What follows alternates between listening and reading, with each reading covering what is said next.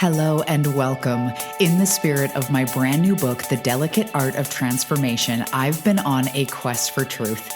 What does it actually take to create real, lasting transformation? And here you are on the precipice of something big. I don't think that's a coincidence that we should ignore. Welcome, my friend. Welcome to the True Transformation Summit. This is where true growth and transformation happens because sometimes it's about your mindset. You're working on your thoughts and your beliefs. Sometimes it's about connecting deeper with your body. Sometimes it's stepping into success and rewiring yourself for wealth.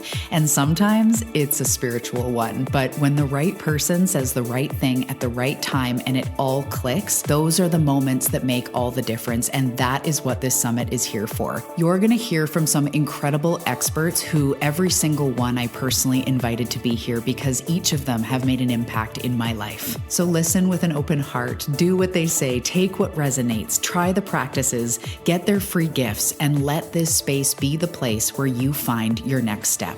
My name is Talia Joy. I'm your host. And if you want all the free gifts, the resources, and the only place where you can be entered for prizes, you can join the Insider Circle for free below. All right, without further ado, take a deep breath in.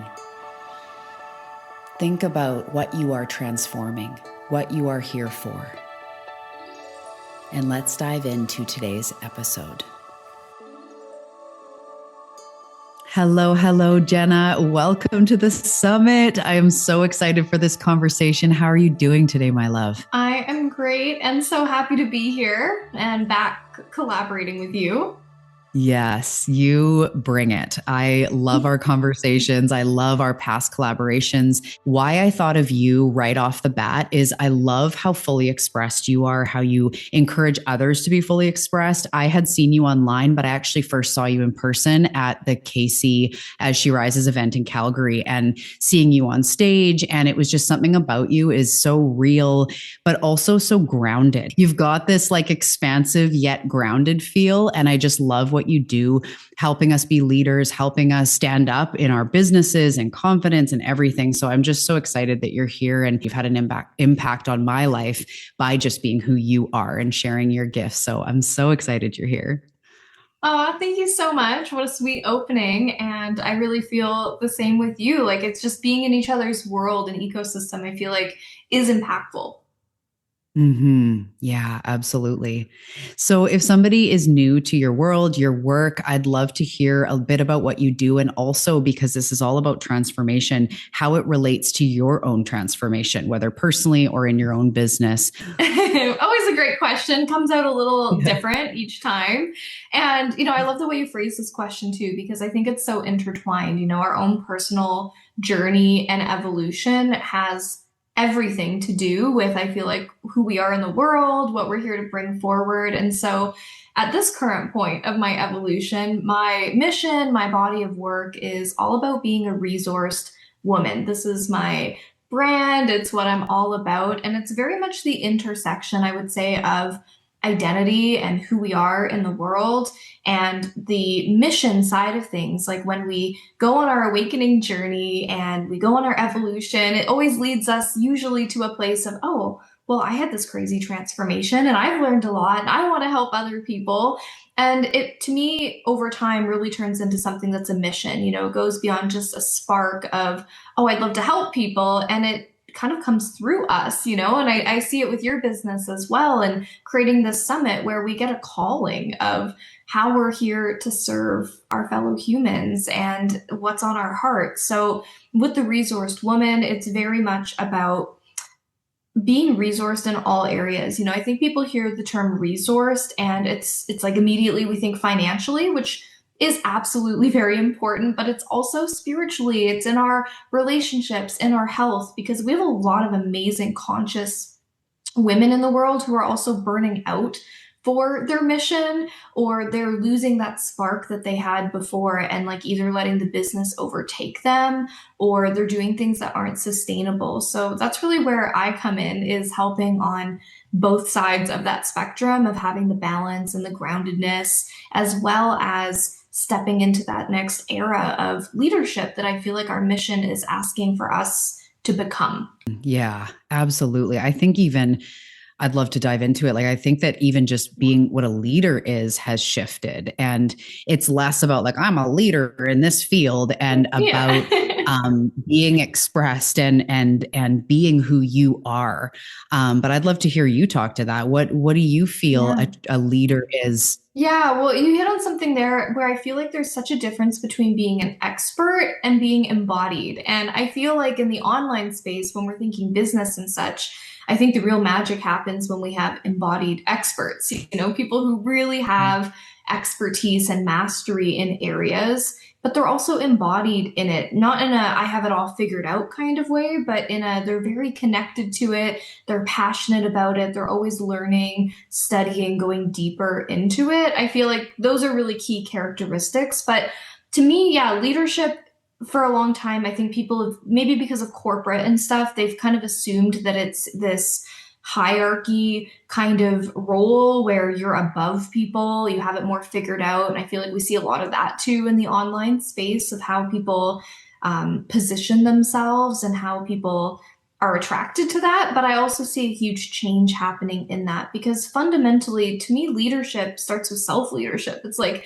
who are you when nobody else is watching? How are you leading yourself? How are you leading your family? How are you leading in your local community when nobody online even knows what the heck you're doing? And then when it comes to leading others, including in our business, I see it very much as a new paradigm approach of take my hand, let's walk this path together. And yes, I think in order to lead people, I kind of use a visual of like up a mountain or something. You might need to have hiked it before in order to lead people up there effectively.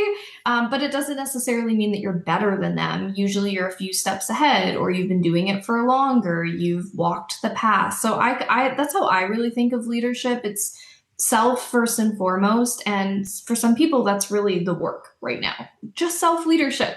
But for those who are feeling that call and they have that mission and there's this leading of others component, especially in a business kind of context, I think it's really seeing our community as people that we want to partner with and help see them success and like lead as that embodied expert rather than just I have it all figured out, follow me and implement my framework and it'll work for you too.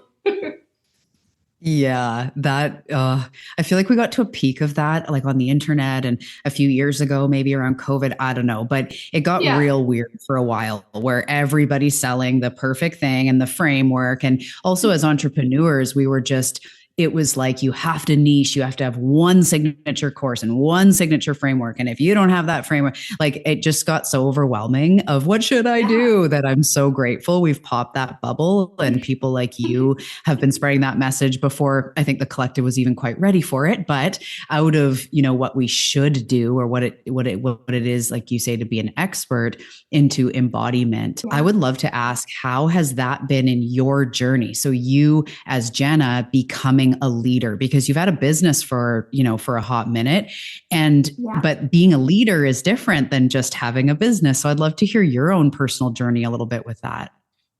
Yeah, this is a funny question because I was on a podcast yesterday after we did our first attempt of recording this. And it was funny because she said, we're talking, we're like halfway, and she's like, so let me guess.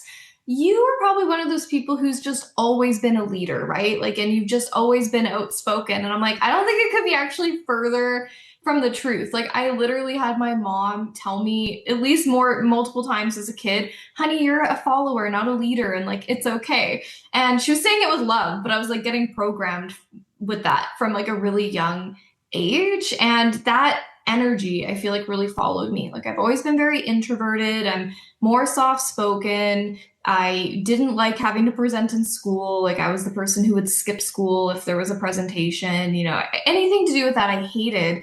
So it's kind of funny to see where the cookie is crumbled at this point where nothing really phases me. Like I'm happy to just flow. I don't really think about it. I don't get super nervous. Sure, maybe if I was at an event, somebody handed me a mic and there's 1,000 people and I was unprepared, I might have a little butterflies, as I think anyone would. But to me, leadership is really at this point in my life about speaking our truth. And people are so starved for authenticity and truth that it feels like a disservice to not do that. And I think also from a human perspective, it starts to feel stifling to start to suppress that. Mm. And when we actually feel like we have something to say, it's counterintuitive to try to shove that down. And maybe I didn't feel like that always because I probably didn't think I had anything important to say. I didn't really feel like I had a lot of thoughts. I was thinking I was a follower. And so that got chipped down, honestly, just through life. Everything from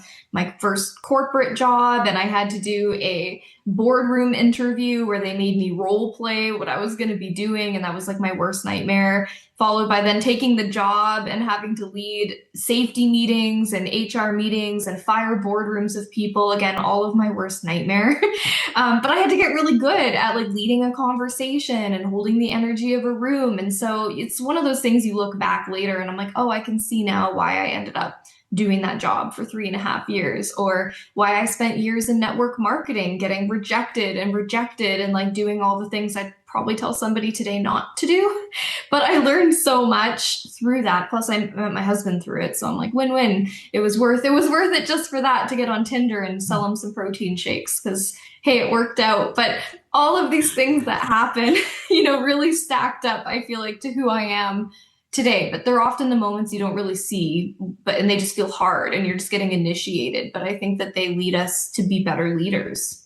I love everything you just said. I love that you met your husband selling him protein shakes, but you're so right. And in my book that I just released, The Delicate Art of Transformation, I literally, the first section is called The Initiation because we're always being in some ways welcomed into our next level. And often it is through some sort of almost adversity, fear, like we have a fear or we have a dream on our heart, but it exactly makes us have to face something deeper of worthiness or whatever else. So the Yeah. fact that you were told that as a kid, even just those specific words, you've had to go through healing and, like you said, rejection and all this stuff to come out the other side to be more embodied and in purpose. So I just needed to point that Yeah. out, how it's ironic sometimes those words we're told or the exact things that we struggled with end up being the opposite almost of what we flourish into, if that makes sense.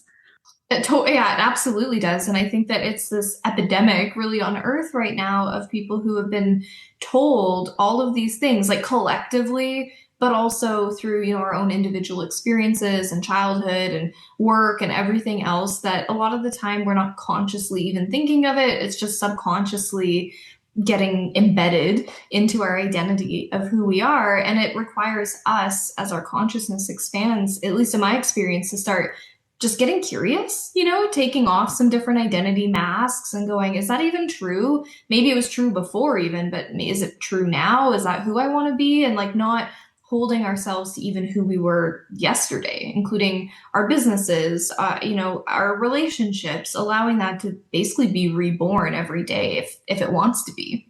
That's beautiful. And I think that's a huge piece of why people don't, quote unquote, allow themselves to move forward. Like that can feel frustrating because it's like, I'm trying to, what do you mean? But we are outgrowing things all the time. We are being called to shed things, like you said, identity, and even, from our deepest wounds that we carry just into, like you said, who you were yesterday, your business evolving.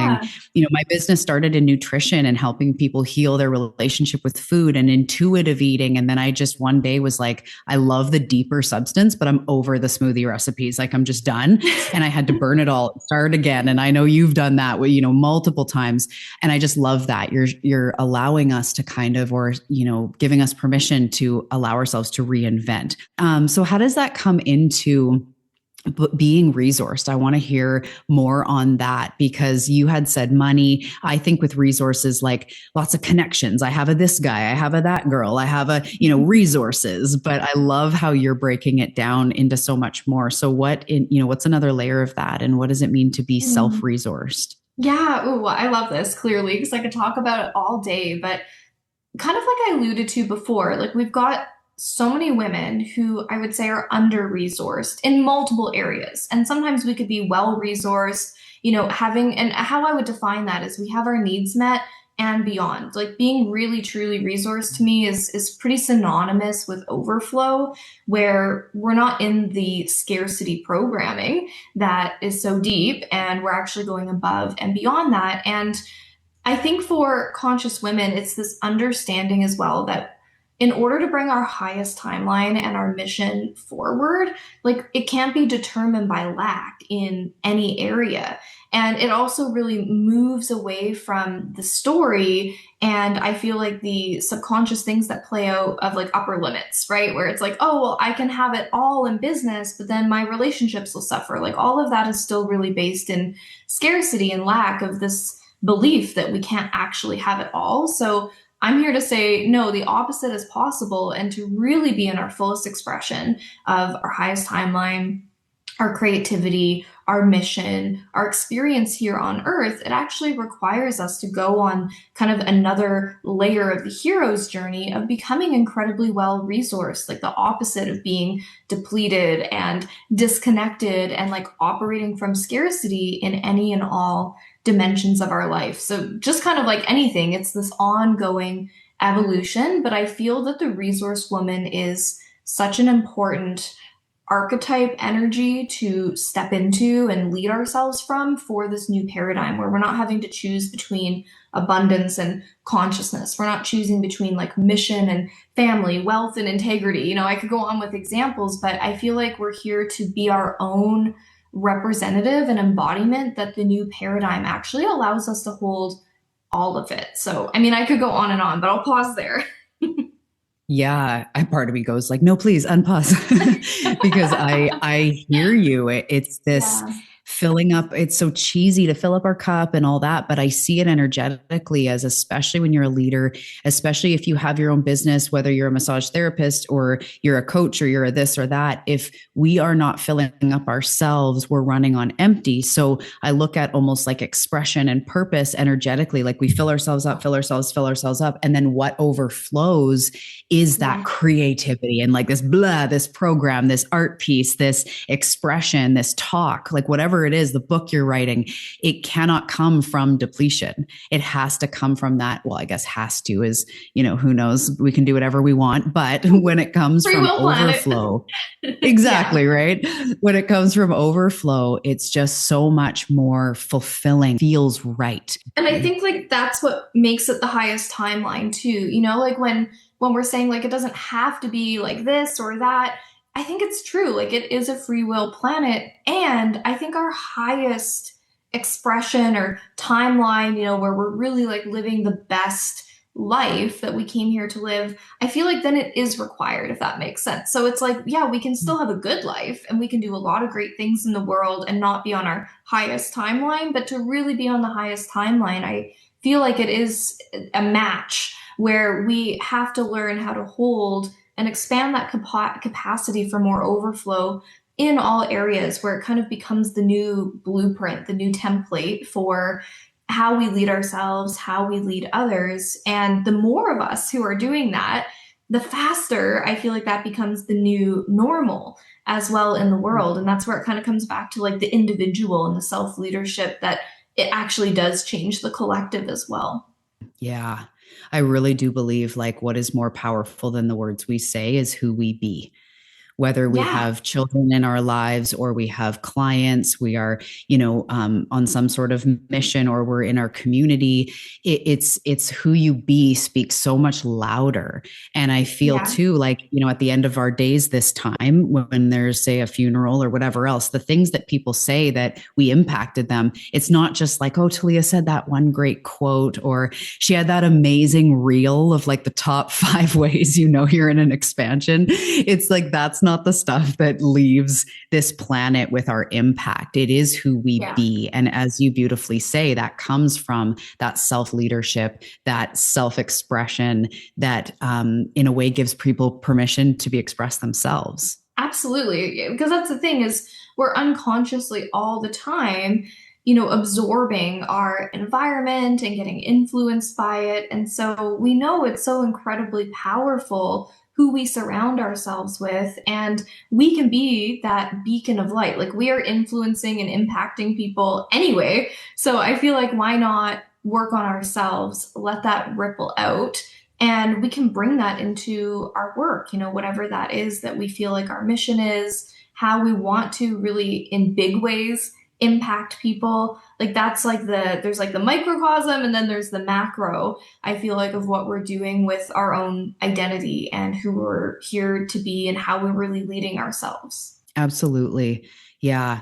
I feel like I'm just so grateful that, we're talking about this, because a true leader is not just what your niche is, as you're saying in beautiful ways. It is who you be, and it's your ability to hold space with yourself. As much as hold space is such a vague term we all throw around. It's like, yeah, that self-leadership, it just reminds me of that, being able to be with ourselves and nurture ourselves through our seasons, be real, be authentic. That is going to naturally, when you talk about energy, that is magnetic to people who Yeah. want to have a slice of that. That's what's next for them. They're like, ooh, Jenna's energy around this, the way she does this, that's what I want to learn from. That's who I want to learn from. So when you do have a business, it does help you to quote unquote get clients, but it's not through the perfect funnel and all the ads that do it. It's through your own expression. I agree, especially when we're in this like swamp of AI stuff going on today, where, in my opinion, it's never actually been easier to be a leader because there's a lot of people, like we talked about, who may or may not even be experts, let alone embodied experts, but there's a lot of information being thrown at everybody these days. Like, information is super cheap and accessible, and the average person now knows how to use ChatGPT, like Google.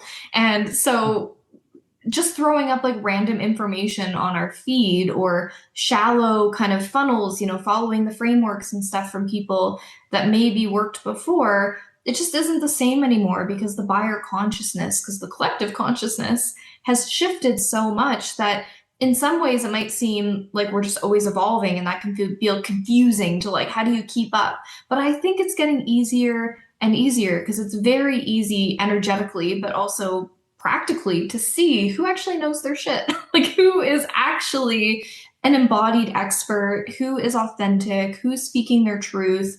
I'm guessing it's similar for you, but most people who hire me, they want my expertise, the embodied expertise, but they also say something along the lines of that they really resonate with my consciousness. They resonate with my values. They resonate with the truth that I speak. So it's like the merging of those things where, yes, if we're experts, it's important that we share that, with the world and put it out there. But it kind of falls flat these days if there isn't real leadership behind the expertise that we're sharing. Yeah, exactly. And something to be remembered by. What I get from clients is, yes, I want to learn your tools. I want to learn how you've regulated your nervous system or whatever it is that they resonate with me. But I get like, we're so similar. I hear you talk about your eating disorder, or, some of the things you say, I laugh because like, I literally just thought that yesterday. But the thing about that is that didn't come from ChatGPT, and it couldn't have come out if I was trying to be palatable all the time. The stuff that sometimes you don't want to share because it doesn't seem perfect or it's where you've come from. Transparency, in a way, does more sort of marketing or connection work than all of the fancy words on the sales page. I so agree. People want to know that we have wisdom to share, but they don't want to feel like we have it all figured out and they have nothing figured out. Like, I think that era of business and marketing is like pretty dead. It's dying these days, of these people who seem like they're at the top and they have it all figured out, and people are just like jumping in because they're the it girl, or, they live a certain lifestyle. Like, people want more substance than that these days. And it's not that we have to try to be relatable. It's just actually being who we are. And people will naturally relate to us. And then when we're not afraid to speak our truth and share our expertise, it's just like the perfect storm, I feel like, which does make it easier to stand out than ever, because most people are sadly not doing that. Maybe never did, or somehow they're not doing it anymore out of whether it's laziness or what have you. It's truly, I feel like, never been easier to stand out these days. Yeah, definitely. There's truth to that for sure. It's also being that, as you're talking about the resourced self, when you do put yourself out there, whatever it is, whether it's a book, a podcast, if you're online, whatever it is, you will handle, or you will need to handle, those rejections. And I just feel like there's almost like it's coming in around when we're not resourced. it's so hard to have staying power in anything Yeah. because you're going to launch something that unfortunately nobody buys, or there's very little, interest, or someone, I remember I got this message once that said, like, you're blasphemous, something only Jesus can manifest, get your shit together. And I remember it was near the beginning of my business, and I was like, oh my gosh, like, yeah, with religion and that. And then there's so many things now we get and have heard and have people unsubscribe. You learn to roll with it. But I'd love to hear the resourced aspect of it and of helping you to stay in the game. Yeah, I think it's so important because the resource aspect, I feel like, is what allows us to be more unshakable and stay really strong in our truth. And it doesn't mean we don't wobble a little from moment to moment, but things are just getting wilder and wilder out there. So to actually be out there, like standing for something and sharing your truth, it does come with a side of projection or rejection and things that happen. And I feel like it is very much like a muscle because those things used to bother me so much. And now I could get dozens or hundreds of comments on a platform in a week calling me crazy. And I'm like, oh, whatever. I even like play with it a little bit. I just play with the energy and I just put like a cowboy emoji and carry on with my day. But, I think I'm able to do that because I feel really resourced. Like, I don't feel alone. I think a lot of women are really under resourced in community, whether we're talking peers, mentors, in their relationships, but where they feel like they're not alone. Because when we're feeling that nobody else gets it, and then we're out there sharing our truth and getting annihilated for it at times, it's really easy to just shrink back. So being resourced in different ways, I think really helps us because then we don't feel alone and we can talk about it with people who have dealt with, whether we're talking cancel culture or rejection, projections, these things before. And then we can move through it with a lot more ease, I think, as it comes up on our journey. And that to me is a way of being resourced. Yeah. I was going to ask that if someone's listening and really relating to this, but wondering like, wait, am I resourced? How would you, guide us to be able to do that? Yeah, absolutely. Well, first, I think for everyone listening is for you to really feel into what that definition means to you. Like I shared, for me, it means that you have more than enough. And when you tune into the energy of it, it feels more on an abundance experience than a scarcity experience. So you could go into the main areas of your life, such as your relationships. And do you feel supported? Do you feel under supported? So we can kind of use whatever words resonate. But to me, it's like, do we feel like we're taken care of? Do we feel like we have our needs met? Or do we not have our needs met? And not having our needs met is like a good sign of being under resourced in an area. So you would look at any of the core areas if you were doing any sort of like personal audit check-in where you would check with yourself things like your health, like how are you feeling physically, emotionally, energetically? Do you feel like your needs are met? Are you under operating, under resourced, or are you feeling like you're actually good? Do you feel supported? You can look at your relationships, which can extend out into like family and friends, but also relationships if you have a business. What's your relationship with your business itself? Is it feeling scarcity and contraction and not supported? Or is it feeling like that's a really solid area for you right now? And then you can think about relationships with things like clients too, because we can have a resource business where say you've got great mentors in your corner, you're making money, but you could feel really under resourced if say you're working with clients who don't appreciate you or who don't want to put the work in and it feels transactional. So basically just doing a scan through the core areas of life and business if it's applicable and ask yourself, like, is this feeling good? Is it feeling not good? And that in itself can be a pretty good indicator what areas are under resourced and which ones you're actually feeling pretty steady in right now or overflowing even. I love that because as you start to go through those areas, we can, the answers are always within us and you can start to feel, yeah, I do feel really topped up here, my social circle, or I've got good girlfriends or whatever it is, but over here I don't. And I keep hearing maybe it's part of my own definition too, is the tools that you use. I feel like one part of what makes me resourced is your ability to go get help or source that out. So I almost want to ask about that too, using our tools as things come up in life.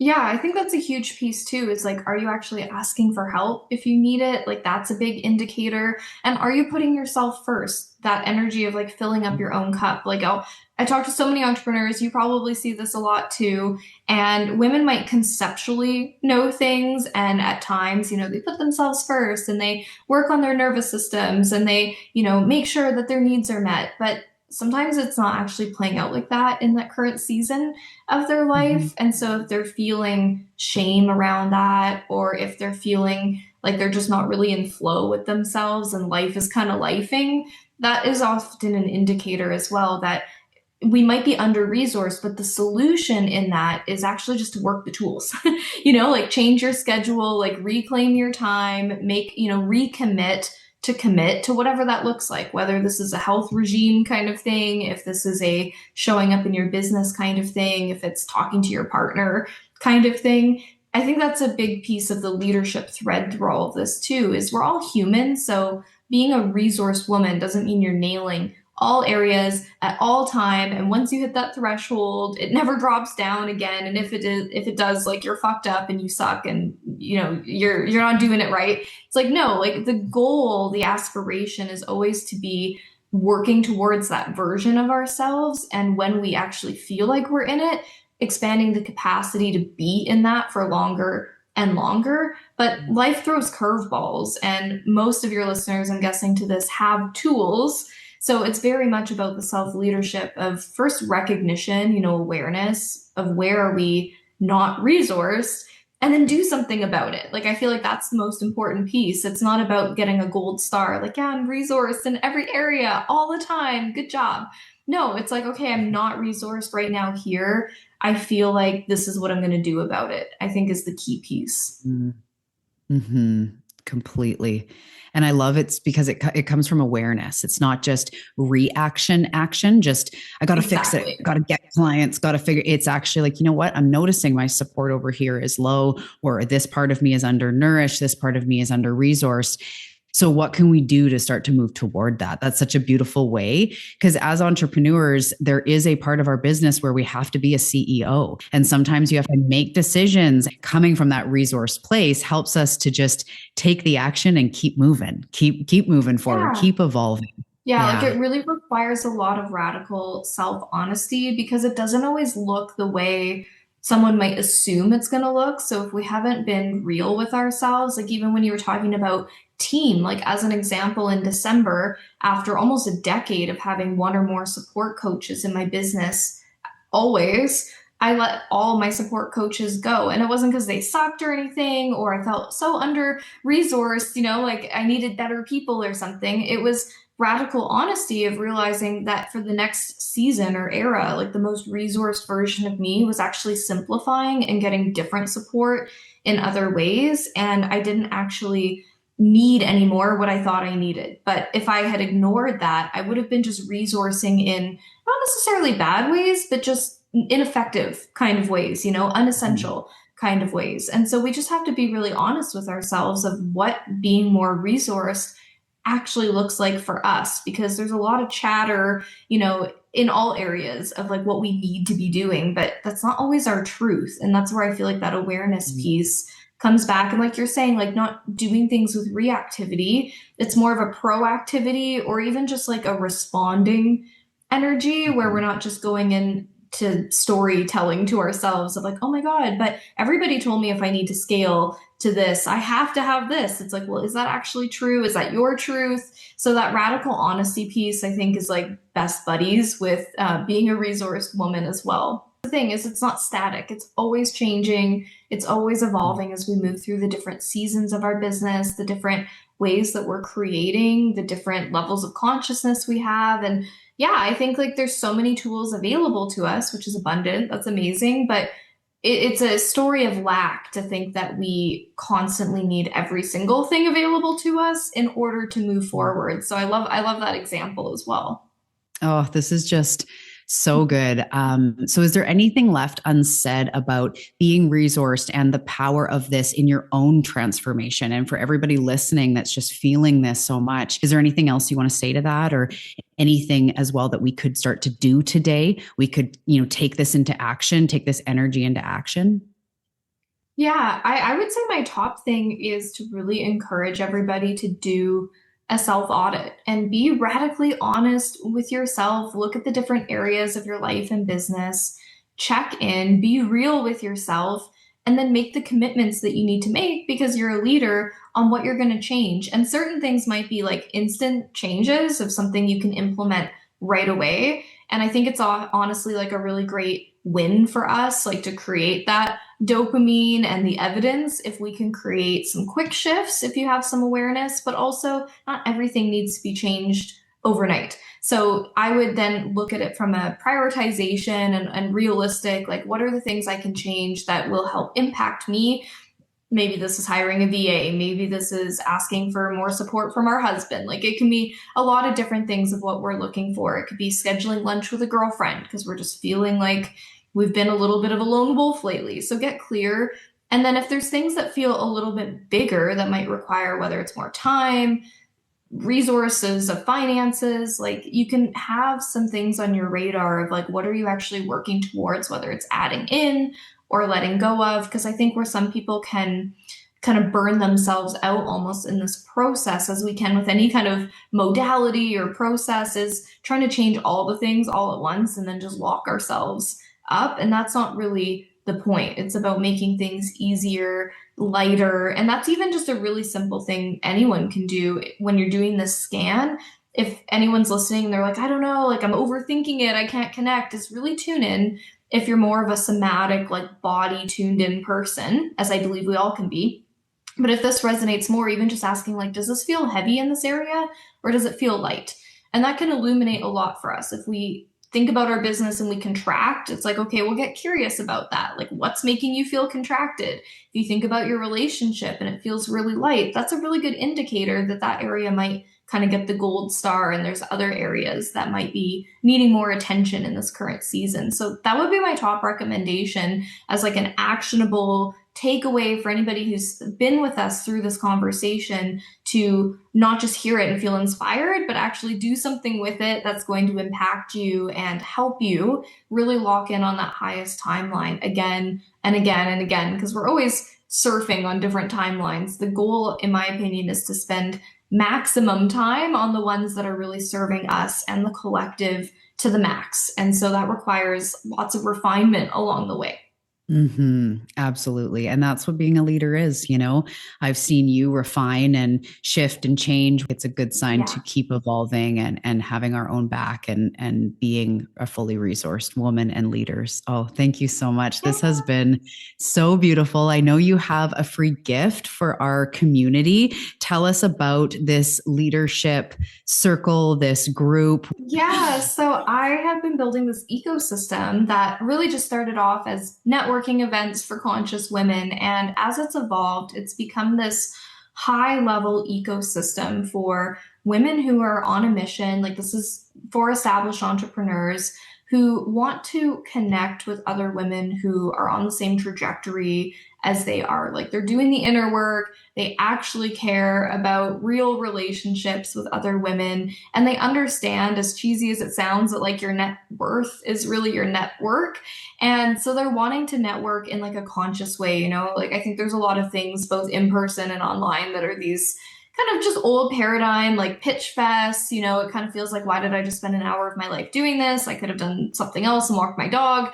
This to me is the opposite of that. And I feel like the evidence shows, because I can't even keep up with the amount of women who are registering and applying to like be a part of this ecosystem, which is free in terms of financials, but not free in terms of time, because it actually is a recurring community, something to be a part of that is just growing into something really beyond what I ever could have imagined, of both the networking events that are happening online, but also the community that's really formed up in between the calls and things, where we've got just women connecting, setting up partnerships, organizing summits together, sending each other referrals. Like, just such magic is happening, which to me is being really resourced. And I love it. I love seeing women resourcing themselves in this way.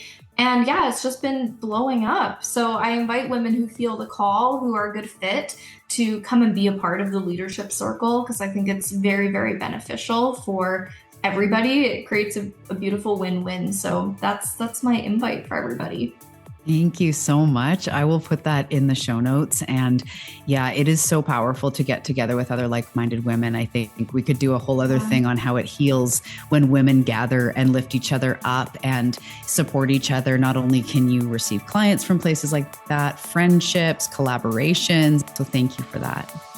Yeah, I so agree. And thank you for having me. Thank you, everybody, for being here with us for today's conversation. It's really been an honor. Thank you for tuning in to the True Transformation Summit. If you want to take your own personal transformation deeper, grab a copy of my book, The Delicate Art of Transformation, and make sure to tune in to the next guest expert. Have a fantastic day.